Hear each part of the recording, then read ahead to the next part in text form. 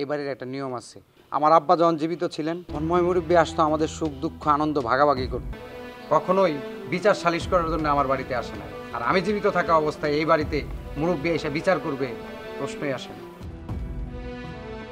রুবেল, তুই যখন ছোট ছিলি আব্বা আমার নামে সব সম্পত্তি লেখা দিয়ে গেছে।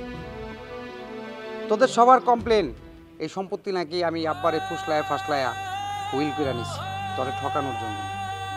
আমার সম্পদ আমি কি করব একান্তই আমার ব্যক্তিগত ব্যাপার। আমি সম্পদ কারে দিব, কি করব না করব এই আমার ডিসিশন। আমি গতকালকে কোর্টে গেছিলাম, আমি আমার সম্পত্তি উইল করে দিয়ে আসছি। আর সেই উইলটা তোর নামে। পড়েন চাচা।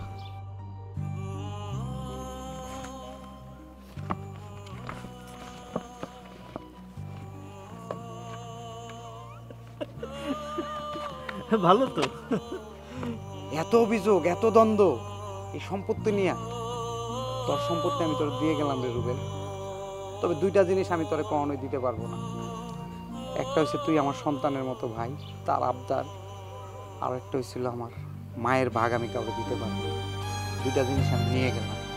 আম্মা, এই সম্পত্তির জন্য তুমি আমার ছাইরা চলে যেতে চাইছিলা? হ্যাঁ, এই সম্পদের জন্যে আমি সব কিছুর ভাগ দিতে পারবো, তোমার ভাগ আমি কাউকে দিতে পারবো না। তুমি আমার সাথে যাইবা আম্মা? হ্যাঁ বাবা, যাবো। চল। চলো চলো, এই চল।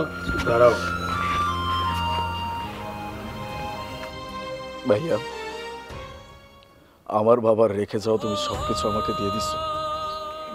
হ্যাঁ রুবেল, এই দলিলে স্থাবর অস্থাবর সব সম্পদ, ব্যাংকে জমানো টাকা, এমনকি তোর ভাবিরে আমি এক কাপড়ে নিয়ে যাচ্ছি। দেখ, হাতে একটা গহনাও নাই, একবারে কান খালি।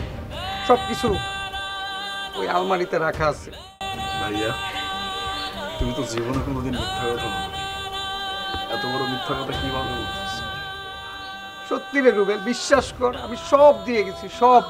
কিচ্ছু নেই। দেখ, এই পুরান স্যান্ডেল পুরান তোর ভাই চলে যাচ্ছে, তোরে সব দিয়ে গেছে। তোর তো সম্পদ দরকার। না ভাই, রাখ ভাই। আমার সম্পদ লাগবে না, আমার বাবার মতো বড় ভাইটাকে দিয়েছে।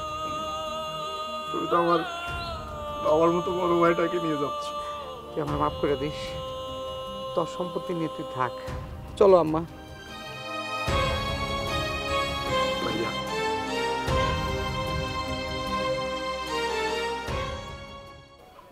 ভাইয়া, ভাইয়া, আমি কিচ্ছু চাই না। আমার এই সম্পত্তি, জমি, জায়গা, টাকা পয়সা কিচ্ছু লাগবে না ভাইয়া। আমার বাবার মতো ভাইয়াটারে লাগবে, আমার পরিবারটারে লাগবে, আমার মারে লাগবে, আমার ভাবিরে লাগবে, আমার ভাইরে লাগবে। আমি আর কিচ্ছু চাই না।